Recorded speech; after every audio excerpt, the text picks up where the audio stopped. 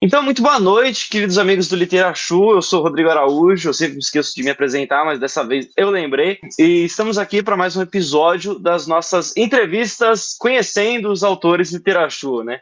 E dessa vez eu trouxe um dos meus amigos mais antigos do mundo literário, que é Nicolas Pérez. Se apresente, por favor, Nicolas. Boa noite, pessoal. Tudo bem? Quanto tempo que eu não gravo podcast? Estou muito feliz de estar voltando aqui fazer essa entrevista, né? Sobre essa nova etapa da nossa vida aí.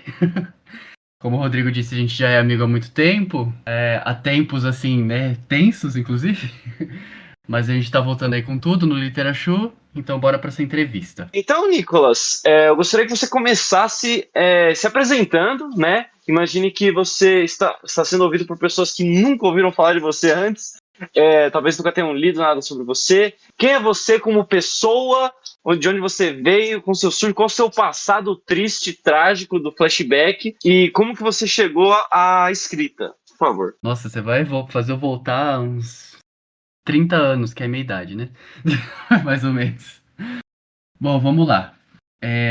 Eu vou começar pela minha história com a escrita. Eu, particularmente, comecei com o terror, né? Escrever terror. Mas é um fato curioso é que o meu começo com o terror foi uma coisa meio complicada, porque eu morria de medo. Eu era criança na época ainda.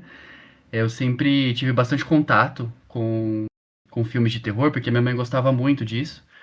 Então eu acabava tendo contato, mas eu tinha um pavor assim absurdo de ver sei lá, um pôster no cinema apresentando algum filme de terror e eu não conseguia dormir por conta de ver esse pôster. Então era uma coisa bem pesada, bem tensa. Mas já cedo eu fui introduzido à literatura, né, na terceira série. A minha professora, nossa, nessa época eu acho que ela seria banida da escola. Mas enfim, ela juntou as pessoas assim, fez grupos na sala e a gente tinha como propósito escrever uma história de terror para publicar, inclusive, num livro ali da própria escola mesmo, que ia ser entregue para os alunos no final do ano. Então ali eu já comecei a ter uma relação mais próxima ali com a escrita, mas eu ainda tinha muito medo. Eu só fui virar a chavinha em relação ao terror na época que eu estava fazendo meu técnico em química, porque eu sou químico, gente. Além de escritor, eu sou químico. Tudo a ver uma coisa com a outra, mas é assim que funciona, né, nessa vida. Eu estava fazendo meu técnico em química, conheci duas pessoas, né, duas amigas minhas que são até hoje. E elas me apresentaram a obra do Another, que é um anime, né, baseado numa light novel. E é uma obra extremamente violenta e tal, tem morte de adolescente a rodo, assim, é uma coisa bem, meio absurda. E eu falei, cagando de medo ainda, mas eu fui lá e assisti. E depois disso eu fiquei meio que fissurado, né? Aí eu comecei a destrinchar mesmo o terror. Então eu fui atrás de mangás de terror, eu fui atrás de assistir, por exemplo. Como que é o nome da série, gente? Dos filmes? Ah, Premonição. Premonição. Foi os primeiros filmes que eu assisti em sequência, assim, depois assisti Death Note. Então eu comecei a explorar de fato o terror. E nessa época mesmo eu fui apresentado ao Stephen King, onde eu li Carrie pela primeira vez. Que também é uma obra aí que o Rodrigo já sabe, tá cansado de saber, que é uma obra que eu gosto muito do Stephen King. A minha amiga, inclusive, que me apresentou isso, ela era escritora, né? Então, ela escrevia fanfic, essas coisas. Então, eu fui de novo introduzido à escrita. Parece que era um chamado mesmo, tipo assim, escreve, menino. E aí, depois disso, eu comecei a experimentar uma coisinha ou outra, até eu começar a delinear o primeiro livro, né? Que eu viria a publicar no futuro, que foi o Entre Sonhos e Pesadelos. Ele começou chamando O Pentagrama, a ideia era ser quatro contos só, uma trama básica ali, de uma coisa meio satânica, um negócio assim, porque a capa que eu tinha desenhado era um pentagrama ao contrário, tinha uma relação com isso e tal, tinha bastante referência a Carrie. Na época eu meio que copiava a escrita do Stephen King, então eu não tinha uma identidade própria ainda. Mas era uma época de experimentação mesmo, né? Então fui experimentando, experimentando. Aí fui aprofundando, aprofundando. E na época eu ainda tinha na cabeça que pro livro ser bom ele tinha que ter 1000 páginas, né? Aí até eu entender que eu era contista, que eu gostava de escrever conto, história curta, foi um processo, né? Foi ao longo do tempo aí que eu fui começando a entender, tipo, não, pô, eu posso escrever uma coisa boa sendo curta, não tem que forçar nada. Aí fui experimentando isso e eu acho que a real virada que eu falei, não, eu acho que eu tenho que escrever mesmo, apesar de milhões de coisas já jogar isso na minha cara, foi quando eu participei de um concurso pela primeira vez aqui na prefeitura de Indaiatuba, né, que é a cidade que eu moro, aqui no interior de São Paulo. E eu ganhei em primeiro lugar, né, com Show de Horrores, que é um dos contos que estão no livro, né, no Entre Sonhos e Pesadelos. Aí eu falei, nossa, eu acho que eu escrevi alguma coisa que o pessoal gostou, então acho que eu vou investir nisso. Aí desde então eu não parei mais de escrever, né, eu não parei mais de escrever. Eu tinha parado um pouco com o projeto do Pentagrama, porque ele estava muito superficial, eu estava naquela confusão de início de processo, né, e tal. Só que aí um tempo depois, eu acho que por volta de 2018, 2019, por aí. Acho que até um pouco mais tarde, vai, acho que 2020 mesmo, na época da pandemia, eu tive um surto e eu tava finalizando um conto, daí eu falei, não, eu acho que eu vou pegar uns contos que eu tenho separados aí, porque tem pessoal que publica antologias, o próprio Stephen King tem antologias, né? Por que que eu não posso criar uma minha? Uma antologia minha, uma coletânea de contos meus. Aí eu juntei alguns contos que eu gostava na época que já estavam prontos. Aí eu pensei, tipo, por que que eu não posso, sei lá, criar uma ponte entre as histórias e conectar todas elas, né? Criar uma coisa meio que escondida acontecendo por trás e tudo, que eu possa resolver no último conto e tal. E essa acabou virando, de fato, a premissa de Intuições e Pesadelos, que é a minha primeira publicação, que eu enviei para nossa querida falecida editora Pendragon, né? O Rodrigo conheci o Rodrigo lá, inclusive, companheiro de casa. Então, enfim, publiquei o meu livro lá pela primeira vez. Demorou horrores para sair ficar pronto, acho que mais de 2 anos, porque eu submeti o livro em 2020, 2021. Não tenho certeza em qual ano exato, né? Eu terminei de escrever ele em 2020. Eu acho que eu tentei enviar em 2020 mesmo, com ele finalizado, mas aí eu acabei não respondendo a editora, apesar deles terem aceitado, né, a obra assim, de cara e tal. Aí, em 2021, eu submeti de novo no final do ano. E acho que ele começou a ser produzido em 2022, né, ao longo de 2022. Ele acabou nas minhas mãos, os volumes físicos, acho que no comecinho de 2023, que foi a primeira publicação. Aí foi aquele auge, assim, né? Tipo, pegar um livro que eu mesmo escrevi pela primeira vez, assim, na mão e tal. Essa sensação, assim, a gente é espetacular. Pra quem gosta de escrever, é escritor, essa primeira sensação, esse primeiro contato é muito bom, muito, muito mágico, assim. Mas enfim, aí publiquei, só que era aquilo. Eu tinha um pouco desse pensamento de que. Antes de eu chegar nessa parte, deixa eu voltar um pouquinho, né? Porque eu não parei de escrever nesse período. Então ali já surgiram outras histórias, né? Eu continuei escrevendo vários contos e tal, para propostas da editora, inclusive, né? Para antologias da editora, para antologias fora da editora.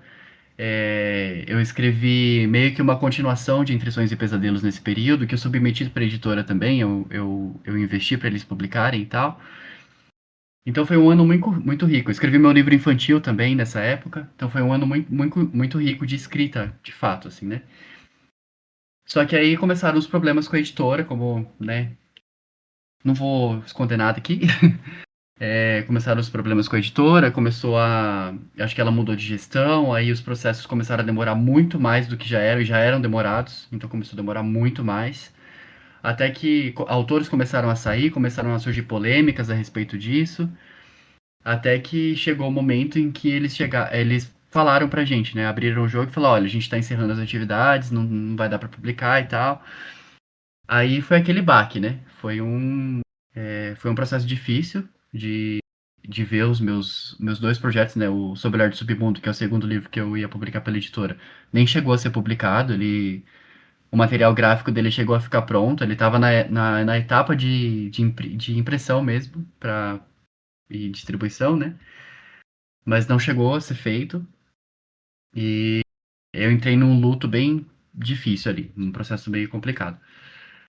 Mas aí, não demorou muito, eu já voltei, assim, né? Eu tava meio que sem chão, falei, e agora? Não tenho mais livro pra vender, eu preciso, ainda quero continuar escrevendo, e o que eu faço, né? Por sorte, a gente teve um grupo muito forte dentro da editora, né? Que era o Porão do Dragão, e a gente manteve esse contato, né? A gente meio que se levantou junto, depois que a editora encerrou as atividades. Então, ainda era um grupo muito forte. Então, aí a gente acabou, conversando a respeito sobre publicação independente e tal. Aí a gente acabou se levantando juntos, né? A gente acabou criando esse grupo, Literature, chamado de Literature agora, né? Ele teve também um processo aí até criar uma identidade própria, desvincular com a editora de fato, né? Esse crescimento veio acompanhado com o nosso também, né? De se levantar como autor independente. Aí eu quis apagar um pouco a história da editora, eu quis fingir que não aconteceu, que foi. Eu tava num processo de negação meio complicado, mas ainda queria voltar a publicar, né? Então daí eu peguei de novo vários contos que eu tinha já escrito, que eu tinha mandado para outras antologias e tal. Eu criei o Criações da Meia-Noite, né? Que esse é uma coletânea de contos meus que eles não têm ligação entre eles na superficialidade, né? No futuro, quem sabe? Mas a ideia não é só uma antologia de contos mesmo, de terror, horror, coisas que eu gosto de escrever, que eu fui escrevendo ao longo desse processo. E foi a minha primeira experiência como autor independente. E deu muito certo, deu muito certo. Foi um projeto que eu fiquei muito satisfeito com ele. Aí eu falei, agora a minha vida de escritor, a minha carreira de escritor começa agora, né? Que agora que eu realmente assumi a carreira, que eu vou dar conta de tudo agora. Aí depois disso, com calma, as coisas foram fluindo, né? Eu dei vazão ao livro infantil, que ele tinha ficado parado desde a época que eu escrevi. Então eu entrei em contato com o ilustrador, pedi para ele finalizar as ilustrações e tudo bonitinho.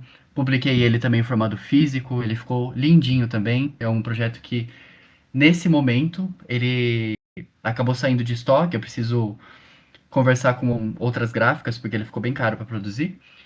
Mas é um projeto que eu tenho muito carinho, então esse começo como autor independente foi tirar mesmo projetos meus, sem vínculo com a editora, que estavam parados há muito tempo. Então eles, né, coloquei eles aí para venda. Aí depois eu comecei a investir de novo em Entre Sonhos e Pesadelos e Sob o Olhar do Submundo.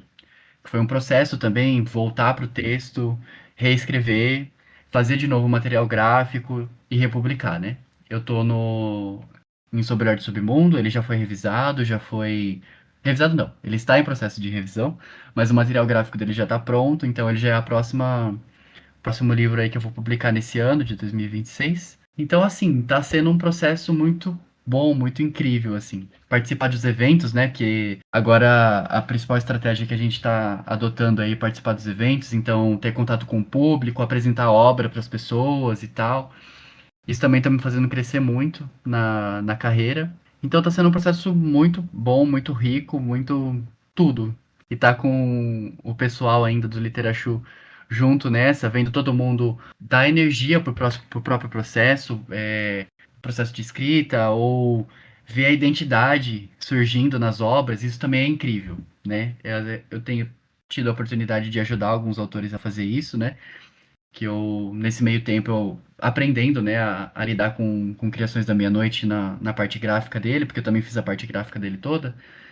Eu aprendi muito, né, nessa questão de lettering, né, de organizar os textos na capa, de fazer diagramação, essas coisas. Aí eu tô tendo a oportunidade de ajudar alguns autores nesse processo também. Então tá sendo incrível, incrível em todos os sentidos. É um pouco desafiador ainda, em alguns aspectos, né? Porque a questão financeira às vezes atrapalha um pouco, né? Porque apesar de ser muito barato, ainda a gente está tentando encontrar um nicho que supra tudo que a gente precisa, né? Como autor independente. Vai ser um processo ainda, a gente está na luta aí para conseguir isso, mas está sendo um processo incrível mesmo, em todos os sentidos. Lembrando que Nicolas Pérez está aberto, né, Nicolas, a fazer diagramações. Se tiver alguém, além de leitor, um aspirante a escritor que, como nós, esteja iniciando a carreira, você pode chamar na DM, não pode? Com certeza, estou disponível aí para ajudar qualquer autor que queira um projeto gráfico maravilhoso pro livro dele. Maravilha. Nicolas, você deu toda a cronologia de forma perfeita aí. Eu gostaria de conversar mais com você sobre a parte do mercado editorial, de toda essa coisa, do literatura e tudo mais. Mas antes, eu quero falar do divertido mesmo, do gostoso que é a literatura em si. Assim. Você falou das suas principais inspirações, né? Eu, né, sendo um dos primeiros a fazer amizade com você na época da editora, a gente também tinha um podcast nosso, né? Eu, você e a Thaís Ramos, que também faz parte do Literature, principalmente, né? Porque outros que hoje são membros do Literature também fizeram parte desse programa, mas era um programa que a gente lia os livros do Stephen King, né? Eu tô puxando esse assunto porque eu acho que é muito.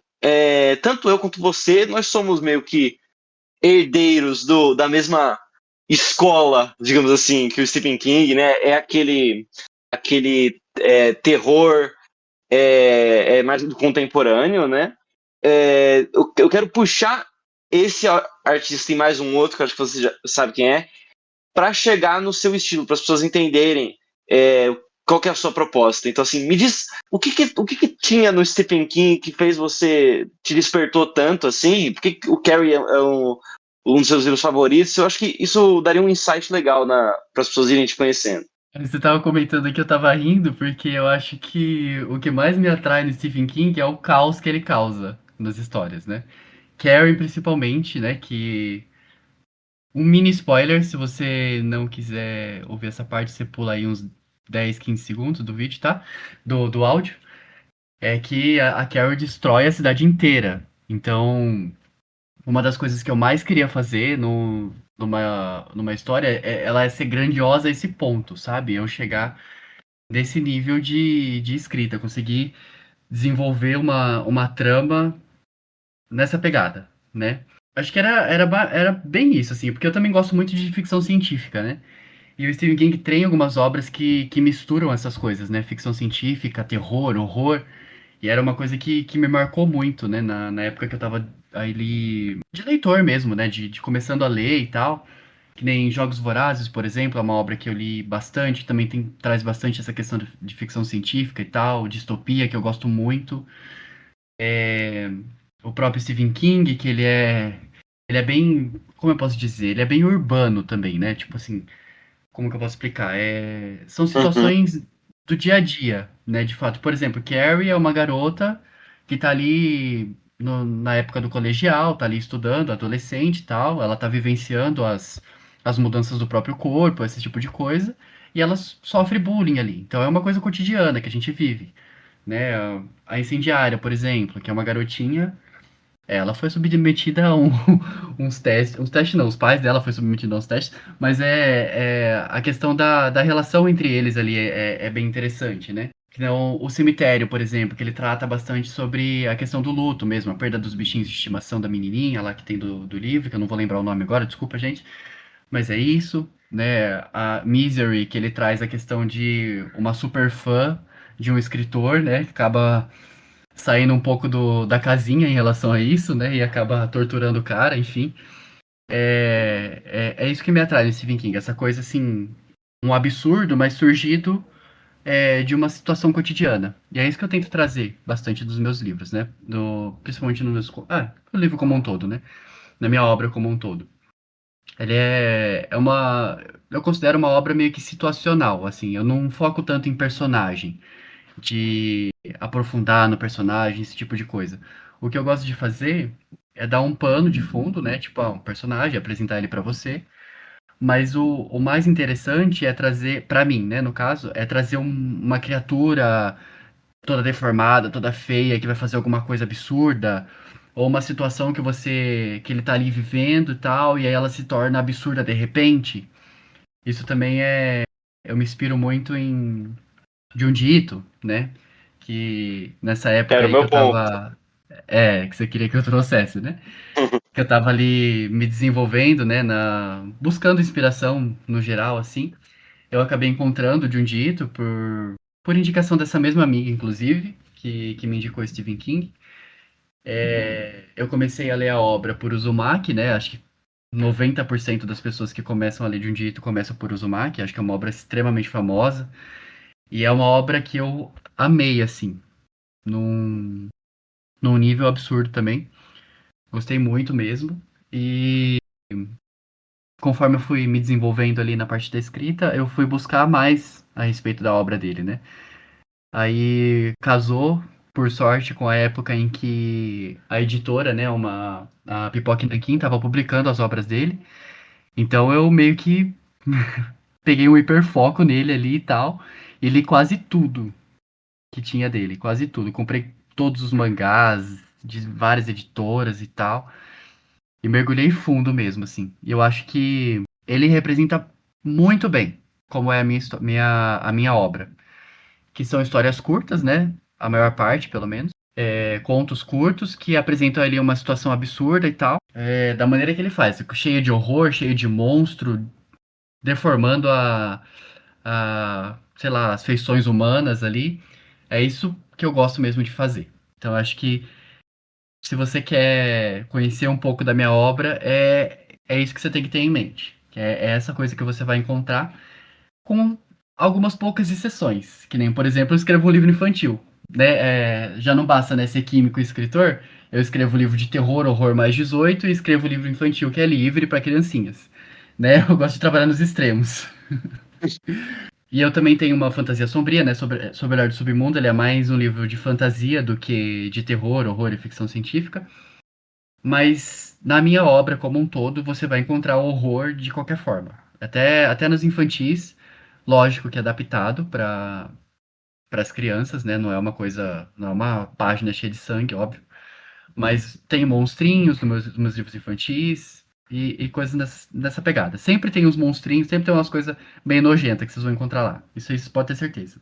Eu acho, assim, o Junji Ito um exemplo perfeito, assim, porque eu associei muito ao longo dos anos, né, esses dois artistas com você, porque a gente teve essa ligação muito forte com o Stephen King, né, foram tipo, uns 2 anos lendo, por aí, né, lendo os livros do King com você, principalmente você e a Thaís, né, e com o Junji também, a gente também tem um programa sobre o Uzumaki, lá nesse mesmo Lendo no Escuro, que eu acho muito interessante, porque para mim o Uzumaki é onde o Junji Ito, ele consegue escapar um pouco do que ele está acostumado a fazer e ele faz coisas que eu acho mais interessantes, né? Mas naquele programa eu falo disso.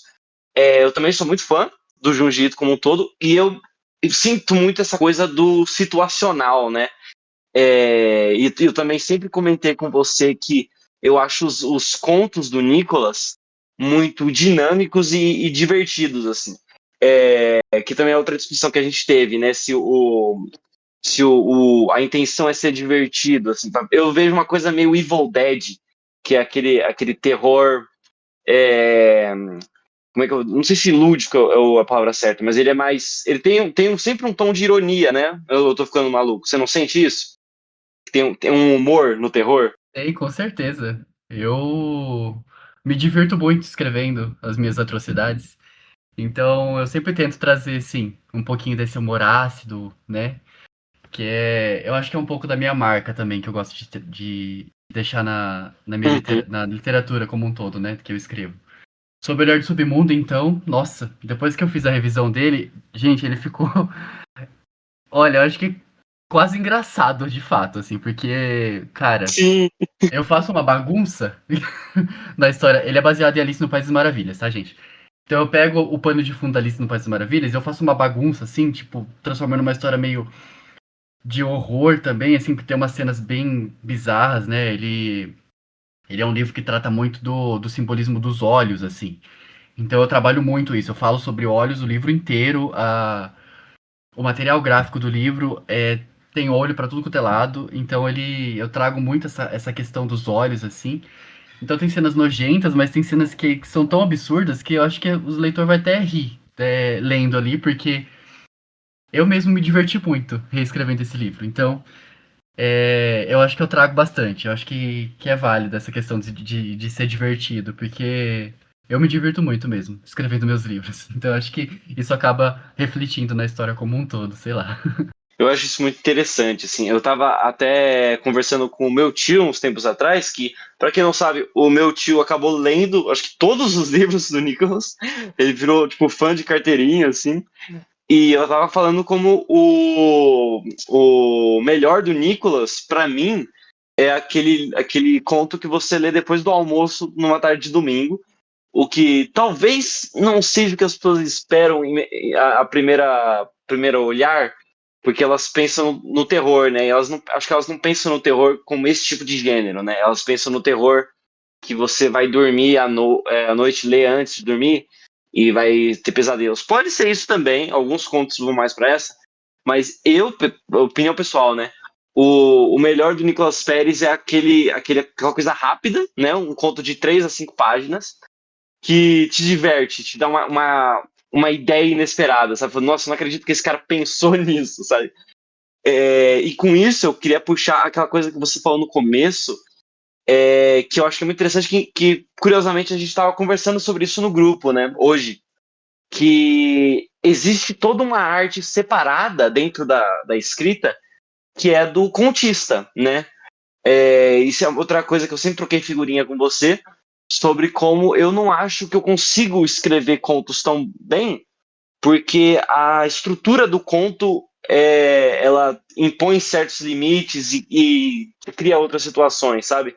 Eu lembro que uma vez a gente estava fazendo um projeto em conjunto e eu fiz um conto que cortava em tempo e cortava perspectivas, tinha múltiplos protagonistas do conto. E eu lembro que você comentou comigo, cara, você escreveu 2 contos em um, sabe? Então, eu acho que tem uma habilidade específica do conto que é totalmente diferente do escritor romancista, né? Você concorda com isso? Agora que você já fez os dois, né? Você já fez livros mais longos e tem a especialidade no conto. Sim, é bem, bem diferente. Bem diferente. Porque, por exemplo, eu vou pegar Entre Sonhos e Pesadelos e Sobre o Ar do Submundo, pra dar um parecer, assim. Depois eu vou deixar isso mais claro, mas uma escrita influenciou na outra, assim, totalmente. Assim, que depois que eu fiz essa revisão, eu comecei a perceber algumas coisas. Que, por exemplo, o Entre Sonhos e Pesadelos, qual que é a proposta dele? São 11 contos, começo, meio e fim, cada conto. E existe uma história que conecta todos eles. E que acontece por trás, que não fica tão clara, tão evidente, mas que conecta todos eles. Eu vou jogando para você algumas referências meio que aleatórias assim, aí você vai começar a ficar tipo, eita, mas acho que eu já ouvi isso em algum lugar e tal. E essa é a proposta. São esses conectores que vão fazer você entender que todos os contos, na verdade, é uma história maior acontecendo. Eu acho que eu fui muito treinado já desde cedo, porque quando eu comecei a escrever, né, de fato, eu percebia que a minha escrita, ela já era curta, sucinta, mais direta mesmo. Então, até que eu comentei aqui que no começo eu achava que livro bom era livro longo. Até eu entender que a minha dinâmica era outra, foi todo um processo, né? Então, depois que eu aceitei esse ponto, eu falei assim, não, minha escrita vai ser curta mesmo, e é isso, e tá tudo certo. Depois que eu aceitei esse ponto, treinei bastante, né, nesse quesito. Então eu me adaptei muito bem à estrutura do conto, né?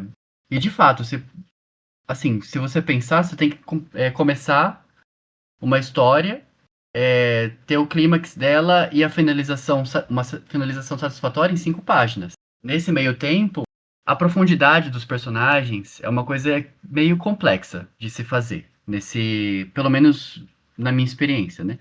De se fazer nesse período de 5 páginas, né? Dessa quantidade de 5 páginas ali. E Entre Sonhos e Pesadelos tem muita dessa característica, porque são 11 contos, então são basicamente cada conto é um personagem diferente, né? Então eu exploro muitas pessoas, mas a superficialidade delas, porque a minha escrita é mais focada no absurdo, né? No absurdo da situação. A estrutura do conto é uma coisa meio específica mesmo. Precisa ser estudado e tudo. E como eu mandava muito, né? Tipo, para concurso, esse tipo de coisa, eles limitam também a quantidade de páginas para você escrever, né? Então, tipo assim, o conto raiz, o conto propriamente dito, ele tem até 5 páginas mesmo, e os concursos eles exigem isso. Mas a gente pode flexibilizar isso, né? Então, tanto que eu já escrevi para Intuições e Pesadelos, acho que tem um conto que tem 35 páginas, coisas assim, né? Porque ele necessitava de mais aprofundamento em dadas as coisas, porque eu também estava querendo explicar tudo o que estava acontecendo no livro, né? Então tem essa flexibilização também. O ponto são 5 páginas. Né? Eu acho que até na primeira edição de Entre Sonhos e Pesadelos eu escrevia conto de 1 página. Então, imagina, escrever uma história completa em 1 página, cara.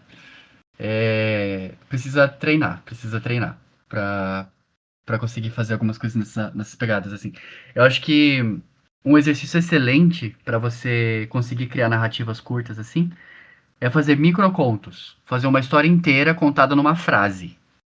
Isso ajuda muito para quem quer escrever conto. Essa é a característica do conto, né? Essa questão mais dinamismo mesmo. Você não consegue aprofundar tanto os personagens. Então é nessa pegada. E quando eu fui escrever sobre Olhar do Submundo, na verdade, sobre Olhar do Submundo ele surgiu de 2 contos, né? Que eu tinha escrito. Aí eu quis relacionar isso com a Alice no País das Maravilhas e tal, porque tinha um conto que falava sobre mariposas e essas coisas assim.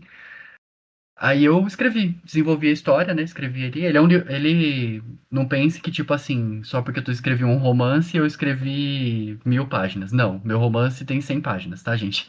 Mesmo as histórias mais longas que eu tenho são curtas, baseadas, assim, tipo, pro gênero, né? Do romance, por exemplo. Na verdade, seria até considerado uma novela. Novela, noveleta. Porque, tipo assim, a ordem é a seguinte: é o conto. Aí depois é a novela, que é uma história um pouquinho mais estruturada, um pouquinho mais aprofundada nos personagens e tudo. Aí tem o romance, que é o que vocês conhecem, né? Que é o pegar o livro mesmo, tipo lá, Stephen King, Misery, aquilo é um romance. Então a novela é uma coisa um pouquinho mais curta do que isso, que acho que é o que se encaixa aí em Sob o Olhar do Submundo. O que eu tinha percebido nessa revisão do Sob o Olhar do Submundo? O que influenciou nessa todo esse estudo que eu fiz em cima do conto, né? Eu percebi que os capítulos de Sob o Olhar do Submundo, eles eram como se fossem cenas desconectadas. Não necessariamente desconectadas, mas seguia uma linha, né, com um personagem só, né, ele segue um personagem só, a linha toda. Só que assim, mas parecia conto mesmo, porque tipo assim, era um capítulo que eu apresentava uma situação e fechava aquela situação. Aí mudava de cena. Aí apresentava a situação, fechava a situação e mudava de cena. Sabe? Como se fosse vários contos falando sobre o mesmo personagem, a trajetória do personagem, até chegar no final que eu pretendia pro livro. Aí nessa revisão eu comecei a olhar para isso e perceber, tipo assim, nossa, como que influencia, né? E justamente por conta disso eu tenho um pouco de dificuldade em aprofundar os personagens. Porque eu tô acostumado, apresento o personagem, faço um negocinho e encerro, né? É difícil pra mim pegar um personagem lá do começo e aprofundar nele e fazer todo um desenvolvimento até chegar num outro ponto, né? Do ponto da história, que é o arco do personagem, né? Que a gente fala. E eu acho que Sob o Olhar do Submundo foi um grande exercício pra isso, né? Principalmente nessa revisão que eu comecei a perceber. E eu tava numa releitura de Jogos Vorazes, e eu percebia muito que a autora, ela finalizava os capítulos com um gancho muito forte pro seguinte, que fazia o leitor ficar preso no livro, né? Tipo assim, acaba lá de um jeito meio no ar pra instigar a leitura, né? E era uma coisa que faltava muito. Eu acho que é principalmente isso, a diferença, assim, sabe? O conto é muito um sopro mesmo. Ou um soco no estômago, depende, né? Mas o romance não. O romance a gente já aprofunda mais nos personagens, né? A gente já entra mais naquilo que ele sente e tudo. E eu acho que eu quis trazer bastante isso em Sob o Olhar do Submundo, porque ele trata bastante da mente humana, né? Eu acho que Alice no País das Maravilhas fala muito sobre isso. Então eu quis aprofundar nesse sentido, né? Trazer um pouco sobre a mente, um pouco sobre a experiência que eu tenho com terapia e essas coisas assim. Então ele acabou saindo dessa forma, mas ele foi um livro desafiador para escrever, porque, como o Rodrigo disse, a estrutura é muito diferente, né, de conto para romance e tal. Você tocou em outro ponto interessante, que é mais outra coisa que a gente sempre conversou, né, nós dois, que é tanto a questão da terapia, que você sempre comentou que trouxe muito pro seu texto, para sua arte, né? E o tanto que você foi mudando ao longo dos anos, né? Todos nós mudamos muito o nosso estilo de escrita com o tempo, né? Mas só nessa janela de tempo em que a gente se conheceu, né? Vamos dizer um pouco mais de 3 anos agora, né? A gente sempre conversou sobre como a gente foi mudando as nossas abordagens e tal. Fala um pouco tanto dessa questão de você trazer as coisas da terapia, de você já me, do que você tiver disposto a contar, claro, né? Você já me contou coisas muito interessantes, né? De como você incrementou, né? Enriqueceu o texto com esse tipo de coisa.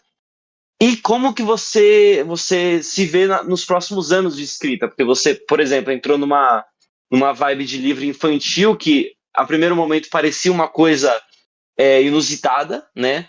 Mas que vendo, como eu falei, né? O seu terror sempre teve uma coisa divertida, então parece que se conecta de alguma forma, você encontrou um meio que você parece confortável. Conta toda essa experiência pra gente.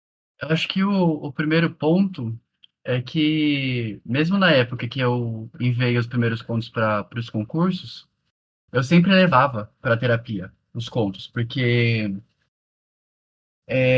principalmente por conta da maneira que eu escrevia, né? Eu não planejava a história. Agora eu tô começando a planejar, então tá um pouquinho diferente. Esse é outro ponto da diferença entre conto e romance aí que a gente pode acrescentar também. Eu nunca planejei a história. Então, os meus contos no começo, eles eram uma manifestação pura do que eu tava pensando, do que eu tava sentindo. Então, eu tava ali no meu momento e colocava tudo que tinha que colocar no papel, né? Estruturava a história bonitinho, porque eu queria publicar, enfim. Mas eu levava sempre para terapia. E a partir disso, eu fui começando a reconhecer muitos padrões, muitas memórias que vinham como se fossem sonhos mesmo. Porque quando a gente sonha, são desejos, sentimentos que a gente foi vivenciando ali ao longo do dia, ou em algumas outras situações, alguns momentos de infância, do passado e tudo. E só que eles vêm distorcidos, né, por conta do sonho e tal, do inconsciente, esse tipo de coisa.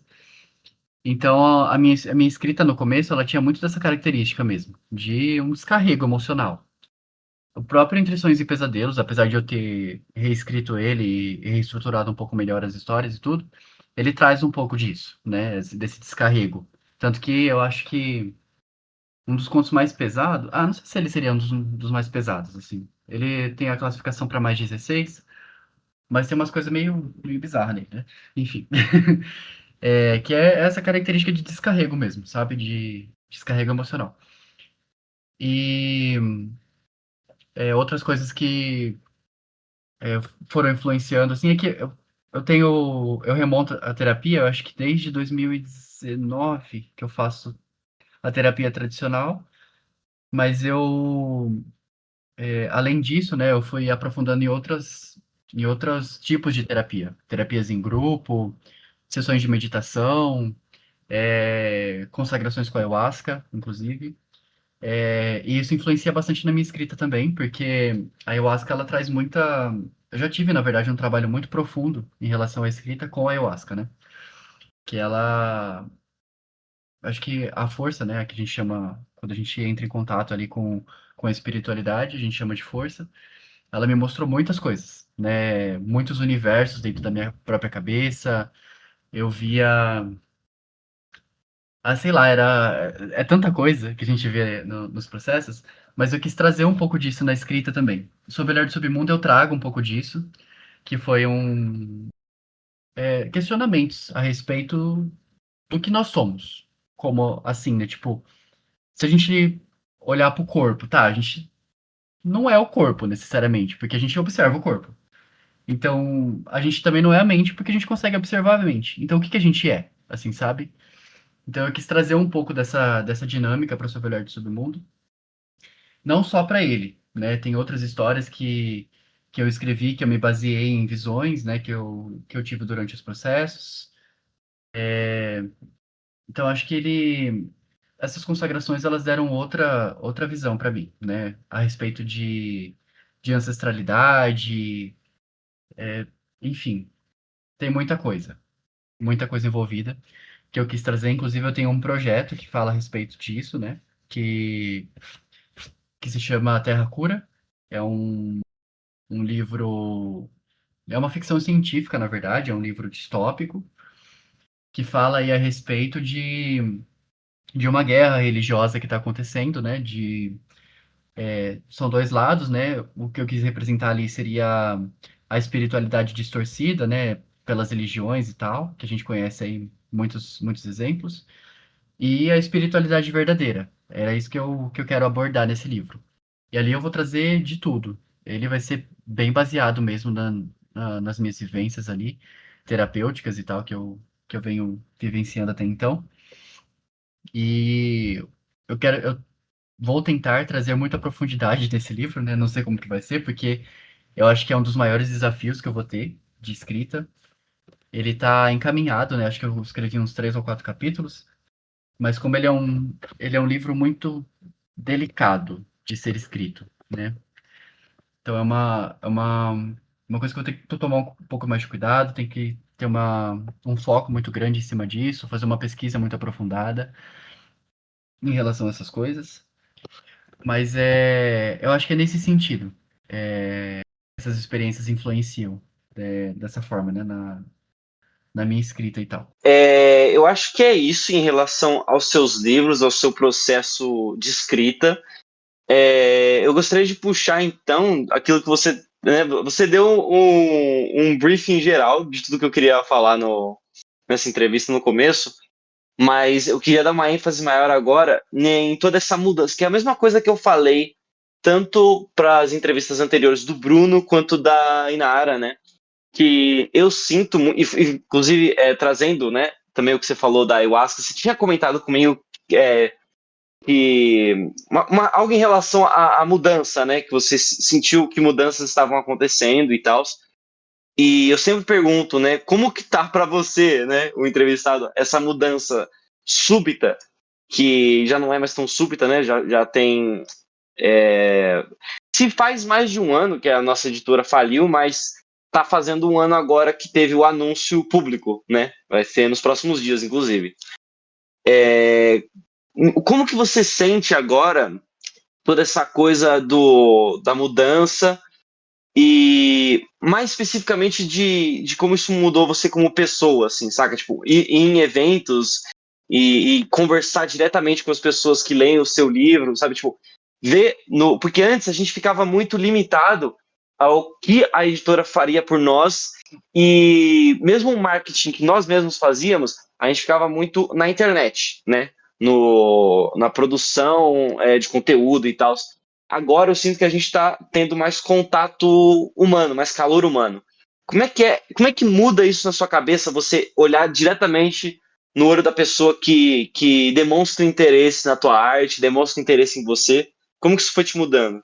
Cara, eu acho que eu tinha uma postura muito egóica, assim, em relação à escrita no começo, quando eu tava com a editora.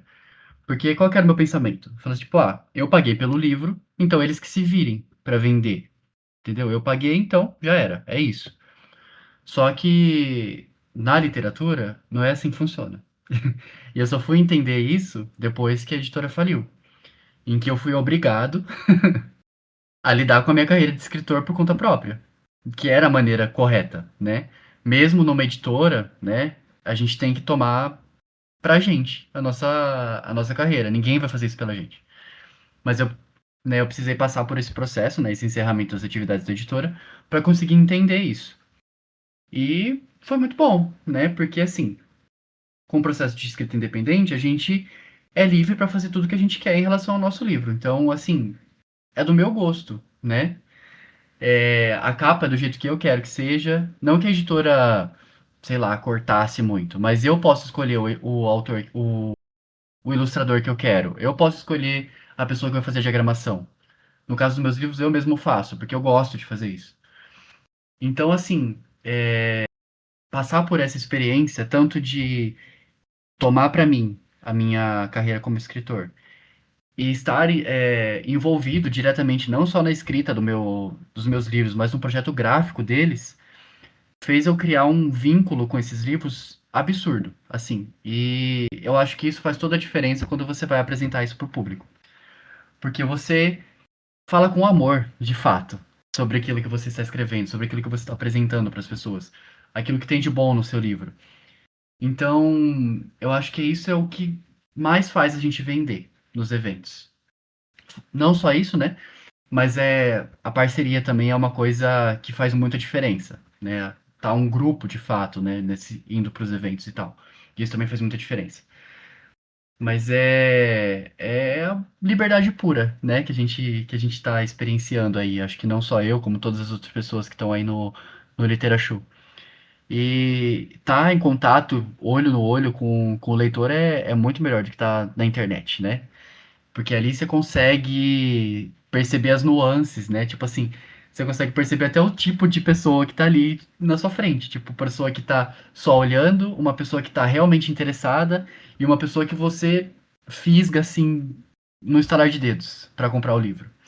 É até interessante, eu acho que eu vou até trazer aqui uma experiência que a gente teve que um leitor chegou na mesa e falou: Olha, eu quero esse e esse livro. Eu falei: Nossa, mas eu Sim. não preciso nem apresentar a obra pra você. Ele falou: Não precisa, eu vou levar, e é isso, sabe? Esse tipo Você fala, de tem experiência. certeza que você quer levar? Exatamente. Esse tipo de experiência a gente só vivencia na frente do leitor mesmo. Conversando com ele, conhecendo outras pessoas. Quando a gente está ali envolvido, a gente conhece autores iniciantes, a gente conhece outros organizadores de evento, a gente conhece de tudo. Pessoas que estão ali muito interessadas na nossa obra, pessoa que não está nem aí, enfim, essa diversidade. Eu acho que é isso que é mágico, né, nessa questão ali de estar diante do próprio leitor. E você entregar para ele de fato, falar, olha, aqui tá o livro aqui, assinado. Isso também é uma satisfação. A gente tá ali na mesa assinando os livros de fato, entregando para as pessoas. Eu acho que isso é muito legal, assim. Eu sinto que ao longo dos meses eu fui passando por todos os sentimentos possíveis em relação aos eventos e como isso foi mudando a minha própria relação com os meus livros e tal. Eu lembro que no começo eu tinha, no comecinho mesmo, eu tinha um certo medo, assim, eu achava que eu não ia conseguir. Eu lembro do primeiro do primeiro evento, eu tava tipo, totalmente travado, assim, e um outro amigo nosso do Literachou, o Glauco, que já tinha, na minha cabeça ele tinha muita experiência, mas na verdade ele só tinha ido em um evento a mais antes daquele, né? E ele ficou tipo me empurrando para fazer e entregar marcador e falar com as pessoas. E tipo no começo do dia eu tava todo travado, no final eu já tava conversando, sabe? Então é uma mudança muito rápida, né, que acontece. Eu queria abordar mais uma última coisa, porque a gente já está chegando no final, que eu também vou, já que você abriu, né, os portões infernais aí de falar da editora, então já foi, né? Eu vou, mas eu não vou citar nomes nem nada do tipo, para não ser indelicado, né? Esses tempos, eu não sei nem se você viu, publicaram uma matéria sobre o fim da editora e meio que uma investigação, né? Tipo, com vários entrevistados e tudo mais. E independente, né, de qual seja a opinião das pessoas em relação ao que aconteceu, eu fiquei refletindo muito, e isso ainda está fresco na minha cabeça agora, que foi muito pesado para muita gente, né? Isso é algo que estava muito presente no meu imaginário. Aí, quando a gente entrou nessa jornada toda dos eventos e do Literatura, eu meio que esqueci e essa matéria meio que me relembrou, sabe? Peraí que eu tô sentindo um cheiro de queimado, acho que esse ventilador tá queimando, pelo amor de Deus. Meu Deus, desliga Ou, aí pra não ou, pegar fogo na casa. ou isso, ou o computador, sei lá. Vixe, Maria. Tem que tacar fogo até no podcast do Nicolas Pérez, né? Tipo, você tem que tacar fogo em tudo, né, cara? Pelo amor de Deus. Faz tempo que eu não taco fogo nas coisas. E em Sobre Olhar de Submundo não tem fogo, não. Pra quem não Sei lá, sabe, será que eu Nicolas superei Pérez essa é questão? piromania. Não Ah, sei, cara. então. Só porque eu li que Carrie é estranha, que tem um incêndio numa escola e a Não, não é incendiária só por que isso. bota fogo em tudo. E eu incorporei isso na minha obra também. No Dança da Morte também. No Dança da Morte também você gostava do cara que tacava fogo nas coisas. Eu não Ah, esqueço, é hein? Eu não verdade. esqueço. É que Dança da Morte Enfim, é um ponto delicado da história do Lendo no Escuro, né? da Mas sua enfim, vida. da minha vida, né? Ok, ok. Enfim. Como eu ia dizendo, eu sinto, cara, que foi muito pesado pra muita gente, né? E eu meio que já tinha esquecido, sabe? E agora, lembrando de uma frase que você falou aqui no começo do programa, né? Que você, quando acabou a editora e tal, você queria fingir que não existiu, sabe? Fingir que não aconteceu. E eu nunca tive esse sentimento, saca? Eu consigo guardar, eu entendo que eu não fui o mais prejudicado, né? Outras pessoas tiveram uma situação pior, então eu entendo isso, eu respeito muito quem teve problema ou criativo, não conseguiu escrever depois, ou de para terapia resolver, foi quase que um trauma mesmo a questão da editora. E fora a questão financeira, né? Que isso aí nem não vamos nem entrar nessa. Mas eu consigo hoje ver aquela época como o meu passado, como parte da minha carreira e como parte fundamental de quem eu tô me tornando agora, sabe? Eu não sei se hoje você consegue ter essa relação, saca? Porque eu conversei com vários autores diferentes e, sei lá, eu acho que eu consigo ver dessa forma. Não sei se eu sou um otimista meio bobão, sabe? Em tentar reinterpretar as coisas de uma forma positiva. Não sei se fez sentido. Olha, eu consigo sim, hoje, né? Hoje eu consigo olhar para trás e entender que toda aquela trajetória que a gente viveu ali foi necessária. Mesmo porque o nosso grupo mais forte que tem agora surgiu de lá, né? As amizades mais fortes que a gente tem hoje surgiu da editora, né? Como a gente teve uma rede de apoio ali que a gente criou, não é necessariamente a editora que estava à frente. A gente mesmo criou essa rede e eu duvido não, né? Não tem como. Não teria como isso ter acontecido se não fosse pela editora. Então, o Literature existe por conta da editora Pendragon. Então, assim, tem muito valor, né, nessa história que a gente viveu. Hoje eu consigo enxergar isso. Na época que as atividades foram encerradas, eu fiquei com muita raiva, né? Eu fiquei com muita raiva e porque eu tava naquele egoísmo meu comigo de culpar, assim, tipo assim, a editora por ter falido os meus projetos, sendo que eram meus projetos. Então, quem tem que cuidar dos meus projetos sou eu, né? Primeiramente. Claro, teve o desfalque financeiro, porque mesmo a gente que não, que eu sinto também, concordo com você, que a gente não foi tão prejudicado assim. O pessoal que tá aqui envolvido no Literature, teve pessoas que sofreram muito mais com isso. Eu acho que pessoas que contavam muito mais com a editora, né? Tipo, com um emprego fixo e coisas nesse sentido. E quando a editora faliu, isso tudo acabou. Então eu imagino que tenha sido um baque muito forte. Então eu também respeito muito essas pessoas, né? Eu espero Assim, que. só para deixar claro, eu tava me referindo só aos autores mesmo, né? Aham, tá. Acho que várias pessoas acho que estavam, além de serem autores da casa, estavam envolvidos, né, com outros projetos da editora, mas mais a fundo, assim, não sei ao certo, sim, mas eu conheci algumas pessoas que estavam nessa situação. Então, de fato, acho que foram muito prejudicadas mesmo. E espero que isso se resolva o quanto antes, né, porque ficar nesse sentimento é uma coisa terrível. Enfim,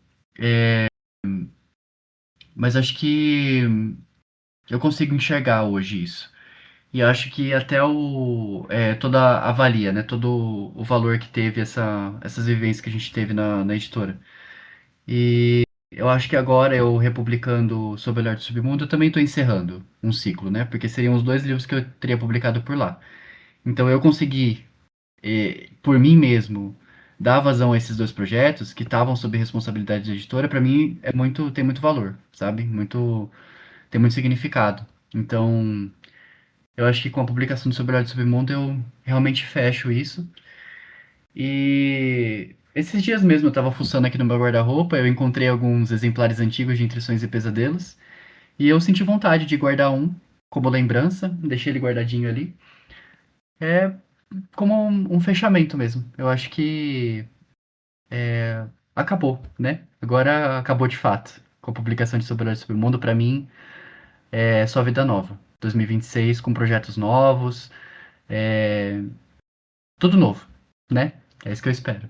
Maravilha. E antes da gente encerrar, você quer ser mais específico sobre algum desses projetos para a galera já ter uma noção, né? A gente já falou, né, sobre alguns. Você falou sobre tanto o seu projeto de ficção científica quanto superficialmente o seu projeto de infantil, né? Mas se você quiser dar mais algum recado em especial, fica à vontade, tá? Porque esse é o seu momento. Tá, eu vou falar um pouquinho então sobre as intenções de projeto, que são muitos, né? É quando a gente começa. É que é assim, né? É interessante esse processo também, porque quando a gente estava no começo da editora, a gente estava muito focado em produzir mesmo. Que nem o Rodrigo falou, não só conteúdo, mas escrever de fato. Escrever para editora, escrever para as antologias, essas coisas assim. Só que quando a gente voltou para escrita independente, a gente ficou muito focado nos eventos. Então foi um ano muito fraco de escrita, pelo menos para mim, assim. Eu acho que eu finalizei um conto ou outro que eu tinha ali quase acabado, sabe? Então foi um projeto, foi muito fraco, assim, de escrita, de mergulhar num texto e falar, não, agora esse aqui é o projeto da vez, eu vou finalizar ele. Não, era tudo, era mais uma coisa de trazer de volta, né? Que nem Entre Sonhos e Pesadelos, republicar ele, Sob o Olhar do Submundo, que exigiram revisão nova, esse tipo de coisa. Então foi mais um ano para isso, né? Pra voltar mesmo, né? Como autor independente. Mas em 2026 eu pretendo focar em outros projetos, né? No primeiro momento, eu acho que nem tem esse livro do o Rafinha no Mundo dos Doces, meu livro infantil. Ele já foi publicado, já está o formato físico, já está o projeto completo. A única coisa que eu preciso fazer é entender uma estratégia, porque os meus livros, na maior parte das vezes, são mais 16. E o livro do Rafinha é um livro infantil, né? Então, assim, é um pouco complicado conciliar os dois. Principalmente porque a gente está focando mais em eventos geeks que livros mais 16, né? Que, tipo, são mais populares, de certa forma, assim, com os jovens que estão lá e tal, vendem mais do que um livro infantil, né? Apesar de ter alguns pais que levam as crianças, às vezes as crianças não querem ler, né? Porque, infelizmente, é a realidade do, da infância aí, né? Que a gente vê por aí. Quanto menos leitura, assim, que a gente tá sendo introduzida para as crianças, então é um pouco difícil. Então eu preciso estudar um pouco melhor antes de trazer esse projeto à tona. Mas eu tenho outros que eu vou estar trabalhando aí, acho que focando aí em alguns durante esse ano, talvez não todos, mas eu tenho é um livro que seria infanto-juvenil. Ele não chega a ser infantil, mas também não chega a ser pesado, mais 16. Ele seria um mais 12, mais 14 no máximo, que chama A Criatura do Banheiro Interditado, que é uma... Ele é uma... Como posso explicar? Ele tem essa pegada minha mesmo, de ficção científica, com terror, horror, mas é uma coisa muito mais aplicada ao ambiente escolar mesmo, né? Então é uma coisa mais tranquila. A ideia que eu quero trazer é leveza para essa história. Então eu vou tentar trazer um pouco de romance, trazer um pouco da minha vivência mesmo da adolescência, né? Algumas coisas que eu queria ter vivido e não vivi, mas nessa pegada, assim, mas com muita leveza. Ele trata sobre a história de um fantasma que aparece no banheiro e conversa com os alunos e tal. Só que tem um mistério que acontece por trás e que esse fantasma é só a ponta dele, né? É só a pontinha do iceberg ali que vai ser aprofundado ali ao longo do livro. É um projeto que eu tenho muito carinho por ele. Eu quero focar bem nele, assim, escrever, mudar um pouquinho dessa pegada mais densa que é a minha obra mesmo, pra uma coisa bem mais leve, bem mais divertida, bem mais engraçadinha assim mesmo, que eu quero mudar um pouquinho de gênero pra esse ano, que eu no começo, né, ano um como dizem, 2026 é um ano um, então acho que cabe a gente começar com leveza, né? Então esse é o primeiro projeto que eu quero trabalhar, assim. A ideia dele não é ser longo também, é uma história curta, que é a minha característica, né? Mas um romance também, um romance romântico mesmo, entre dois personagens específicos. Uma coisa que eu quero trabalhar ali, que eu acho que eu nunca trabalhei com romance na minha vida, de escritor. Então eu quero experimentar, assim, ver como que vai ser. E fora esse, eu tenho a continuação de Entre Sonhos e Pesadelos. Na verdade, Entre Sonhos e Pesadelos, Sob o Olhar do Submundo, e essa continuação que chama Fúria, Ruína, Espelhos e Desespero, formam uma trilogia, né? O nome dessa trilogia é Submundo de Espelhos e Pesadelos, que vai contar a história aí de uma criatura em específico, né? Ela aparece pouco tempo no em Entre Sonhos e Pesadelos. Na verdade, eu conto a história de uma criatura anterior a ela, em Entre Sonhos e Pesadelos, e dou um parecer dela no final de Entre Sonhos e Pesadelos. E em Fúria, eu quero explorar essa criatura desde o começo, né? Sob o Olhar do Submundo, ele foca num personagem específico de Entre Sonhos e Pesadelos, mas de base, existe um parque de diversões que chama Sinistrópole, que tem muita relação com tudo isso. E com a Thaís Ramos, como o Rodrigo comentou, a gente tem um projeto junto, que é juntar todas as nossas histórias, todos os nossos livros, no meu caso essa trilogia, no primeiro momento, e explorar esse parque de diversões, que é um parque que ele é atemporal. Ele está em todos os tempos, em todos os momentos, ele surge de formas diferentes em várias épocas, no futuro, no passado, no presente. E todas as criaturas que eu e a Thaís criamos ao longo da nossa vida de escritor residem lá, todas. Então a ideia também é ser uma coletânea de contos em que a gente vai explorar essas criaturas. E ele é bem descarrego mesmo. Então, livro mais 18 aí. Pode, né, confiar que é um livro pesado mesmo. Tem umas coisas bem mais absurdas do que eu costumo escrever. Que é a pegada da Thaís é essa. Então eu meio que embarquei na dela. Então eu descarreguei de fato ali. Mas fora Fúria e fora Sinistrópole, eu ainda tenho Terra Cura, como eu comentei, que é a minha distopia. E é isso. Ah, e o livro 2 do Rafinha. Se eu encontrar uma maneira de trazer o Rafinha 1 à tona, tem o livro 2 que eu quero investir também.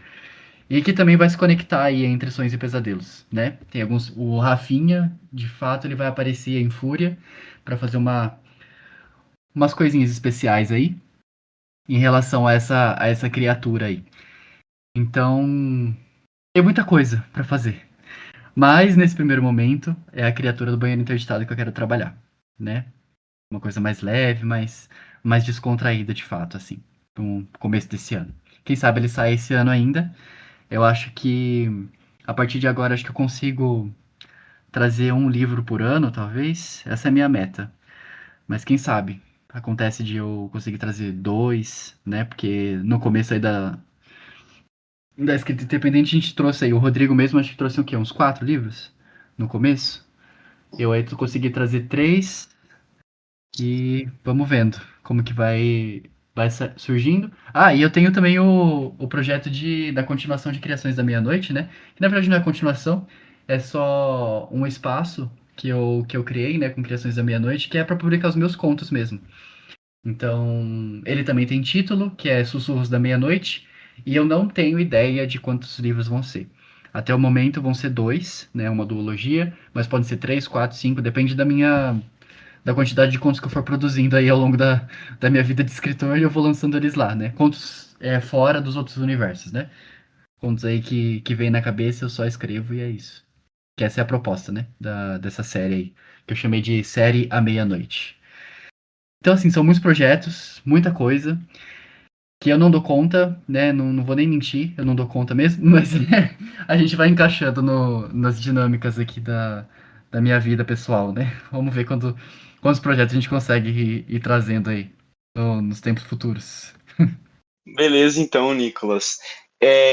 Muito obrigado, né, por vir fazer a entrevista. Pô, não sei nem o que dizer. O Nicolas é como eu falei, um dos primeiros que me vem à mente, assim, quando eu penso no Velho Testamento, sabe, Nicolas, do nosso grupo, na época pré-literatura, assim, você porque assim, hoje eu tenho diferentes relações com todo mundo, né? Mas os primeiros que eu tive uma conexão forte, eu acho, assim, foram vocês dois, por causa do podcast, né?